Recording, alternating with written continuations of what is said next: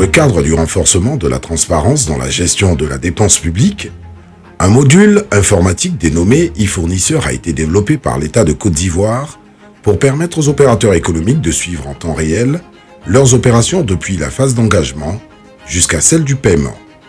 Cet applicatif présente des opportunités pour les fournisseurs et dispose de plusieurs fonctionnalités.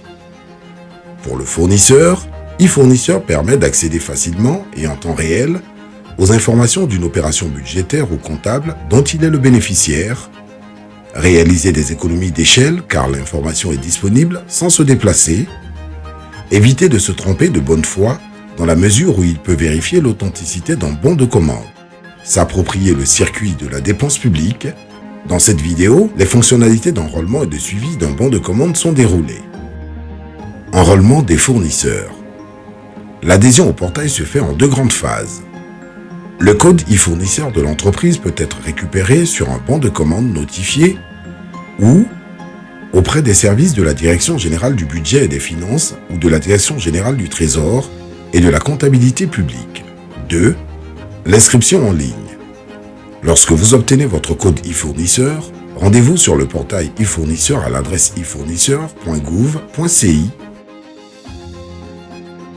Saisissez votre code e-fournisseur afin de démarrer les 4 étapes de l'inscription en ligne qui sont 1. La saisie des informations de l'utilisateur. 2.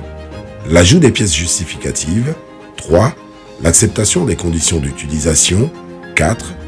La confirmation de l'adhésion. Toutes les demandes d'adhésion à e-fournisseur sont soumises à la validation d'un administrateur fonctionnel e-fournisseur.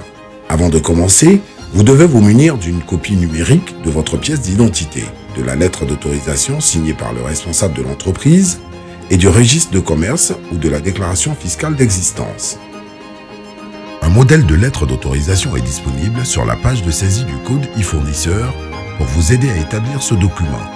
Pour démarrer votre inscription, saisissez votre code e-fournisseur. Vérifiez que les informations retournées correspondent à celles de votre entreprise et cliquez sur « Créer un compte e-fournisseur ». Saisir l'email qui sera rattaché à votre compte utilisateur et cliquez sur « Confirmer ». L'adresse email sera vérifiée avant de poursuivre la procédure. Récupérez le code OTP dans votre email et saisissez-le dans la zone dédiée, puis validez. Étape 1. Saisie des informations de l'utilisateur. À cette étape, saisissez votre nom, prénom, sélectionnez le type de votre pièce d'identité, saisissez le numéro de la pièce d'identité, votre adresse email et votre numéro de téléphone. Ces informations sont essentielles et permettent de vérifier votre identité. Puis, cliquez sur « Passer à l'étape suivante ». Étape 2. Ajout des pièces justificatives. Cette étape vous invite à ajouter les documents numériques qui certifient votre identité et l'autorisation donnée par votre entreprise. Pour rappel, il est nécessaire d'ajouter la pièce d'identité CNI, titre de séjour, passeport, la lettre d'autorisation entreprise signée et scannée, le registre de commerce ou la déclaration fiscale d'existence DFE. Si vous n'aviez pas téléchargé le modèle lors de la première étape, vous pouvez le faire ici en cliquant sur le bouton noir. Une fois les documents sélectionnés, cliquez sur le bouton « Passer à l'étape suivante ». Étape 3. Acceptation des conditions d'utilisation.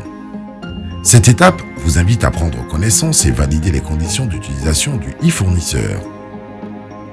Il est nécessaire de lire attentivement les conditions avant de les accepter pour valider la demande d'adhésion. Une version téléchargeable des conditions d'utilisation est disponible en cliquant sur le bouton « Télécharger les conditions d'utilisation ». Une fois la case cochée dans l'encadré rouge, pour indiquer que vous acceptez les conditions d'utilisation de e-fournisseur, cliquez sur « Passer à l'étape suivante » puis « Confirmer » afin de finaliser votre demande. Étape 4. Confirmation de la demande. Un message de confirmation sera affiché avec un rappel des informations. Votre demande est désormais en attente d'approbation. Elle sera traitée par un administrateur. Dès que votre demande d'adhésion est acceptée, vous recevrez un email de confirmation et de création de mot de passe.